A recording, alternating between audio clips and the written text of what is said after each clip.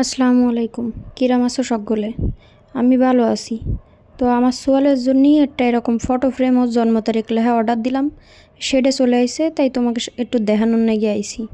হ্যাঁ, এটা আমি আগেই কেটে ফেলালাম, একটু একটু বাকি আছে, তাই একটু শো আপ করতিলাম, বুঝছো? কাটাকাটি করলাম, আগেই হয়ে গেছে, ভিডিও করতে মনে ছিল না। তো কাইটে কুটে নিলাম। যাই হোক, ওকে উপরে একখান কাগজ দিয়েছিল। কাগজটা হচ্ছে মম কিডস, মানে ওকে একটা পেজ, অন্য একটা অনলাইন শপ, সেটার একটা কাগজ দিয়া তার মধ্যে আর কি ওকে মেলা অফার টফার লেখা ছিল। তারপর হলো এই যে আমি অর্ডার দিছি, তাই তো এইটার প্যাকেজিংটা আমার এত ভালো লাগিছে। কি সুন্দর করে প্যাকেজ করিছে, মানে একেবারে ভাঙার কোনো চান্স নেই। আমার কলম সত্যি কথা কতি, আমার জিনিস ইচ্ছে ওকে ওই প্যাকেটটা করা খুব সুন্দর পছন্দ হয়েছে।